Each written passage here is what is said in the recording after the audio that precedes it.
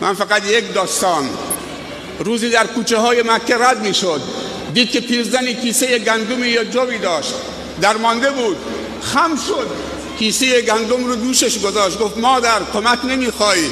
گفت پسرم که کمک به پیرا میکنه؟ گفت من. خم شد، کیسه رو کولش گذاشت. همپای پیرزن سال خورده رفت تا در خونهش. گفت پسرم همینجا بذار.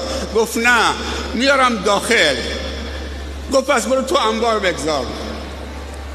وقتی که میخواست خداحافظی کرد، میخواست بره، مادر صداش زد. گفت پسرم میتونی بر بگردید؟ اجماعاً یک صلوات محمدی قرار خواهد بفرمایید.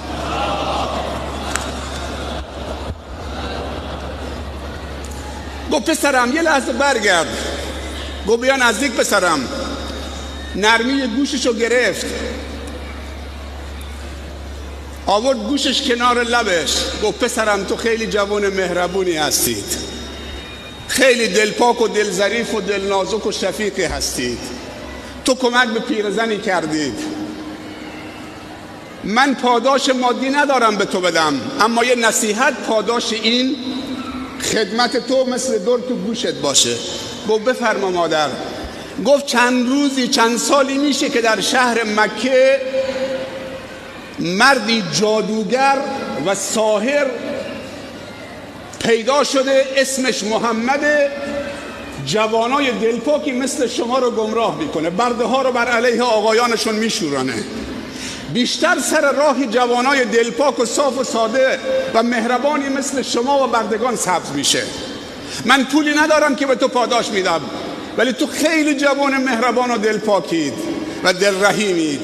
من مطمئنم که این محمد جادوگر یه روزی سر راه تو سبز میشه. فقط این به خاطر پاداش اون خوبی مثل دری در گوشت باشه که اگر سر راه تو سبز شد این جادوگره، خیلی حرافه.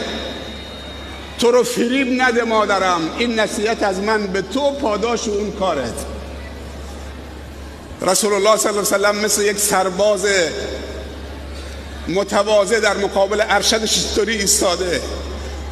بعد گفت مادرم صحبتات تمام شد؟ گفت بله پسرم، برو در پناه لات و هبل و عزی. دید که نمیره، پیرزن دید که این جوان نمیره. گفت چرا نمیری پسرم؟ گفت مادر این گوش تو بده من یه چیزی بهت بگم. من همون جوان محمدم، من همون جوان محمدم که تو در بارش داری صحبت میکنید.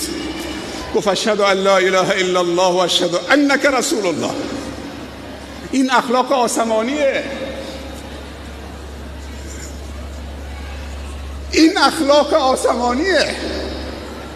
جامعه ما امروز تشنه این مسائله، تشنه اخلاقیاته.